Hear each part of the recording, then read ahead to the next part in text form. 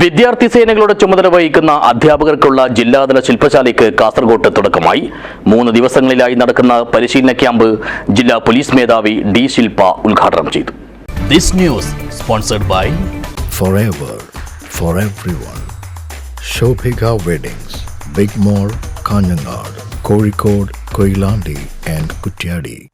School police cadet പ്രോജക്ടിന്റെ ഭാഗമായാണ് കാസർഗോഡ് ജില്ലയിലെ SPC സ്കൂളുകളിലെ CPO, ACPO ചുമതല വഹിക്കുന്ന അധ്യാപകർക്കായി പരിശീലന പരിപാടി നടത്തുന്നത്. 3 ദിവസങ്ങളിലായി കാസർഗോഡ് മുനിസിപ്പൽ കോൺഫറൻസ് ഹാളിൽ വെച്ച് നടത്തുന്ന പരിപാടി ജില്ലാ പോലീസ് മേധാവി ഡി ശില്പ ഉദ്ഘാടനം ചെയ്തു. ഇപ്പോൾ പ്രൈം മിനിസ്റ്റർ ഈ ഒരു പ്രോഗ്രാം മൊത്തം ഇന്ത്യ രാജ്യത്തിൽ തന്നെ ഇൻട്രൊഡ്യൂസ് ചെയ്തിട്ടുണ്ട്. ഇപ്പോൾ കേരളത്തിൽ മാത്രമല്ല SPC വേറെ സംസ്ഥാനങ്ങളിലും ഇംപ്ലിമെൻ്റ് ആവാൻ തുടങ്ങിയിട്ടുണ്ട്.